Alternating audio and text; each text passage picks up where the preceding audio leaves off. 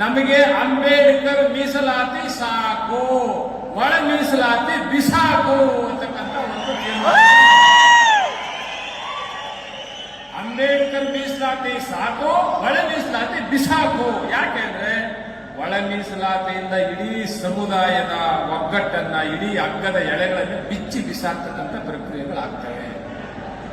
ಅವತ್ತಿನ ಕಾಲಕ್ಕೆ ಬಾಬಾ ಸಾಹೇಬರು ಮೀಸಲಾತಿ ಕಲ್ಪನೆ ಇಟ್ಟುಕೊಂಡು ಯಾರು ಬಿದ್ದವರು, ದುಃಖಿತರು, ದಮನಿತರು ಅವರನ್ನ ಮೇಲೆ ಕೆತ್ತಬೇಕು ಅಂತ ಹೇಳಿ ಮೀಸಲಾತಿಯನ್ನು ಪ್ರತಿಯೊಬ್ಬರಿಗೂ ಸಮಾನವಾಗಿ ಹಂಚಬೇಕು ಅಂತ ಹೇಳಿದ್ರೆ, ಮೀಸಲಾತಿಯ ಒಳಗಡೆ ಒಳ ಮೀಸಲಾತಿಯನ್ನು ಸುಳಿಸಿ ಈ ಸಮುದಾಯದ ಕುಗ್ಗಿಸ್ತಕ್ಕಂಥ ಕೆಲಸ, ಬಲವನ್ನು ಕುಗ್ಗಿಸ್ತಕ್ಕಂಥ ಕೆಲಸ ನಮ್ಮ ನಾಯಕರನ್ನ 6% ನಾಯಕರು, ನಮ್ಮ ನಾಯಕರು, ಇನ್ನೊಂದು ನಾಯಕರು 6%, ಇನ್ನೊಂದು ನಾಯಕರು 3%, ಇನ್ನೊಂದು ನಾಯಕರು 1%.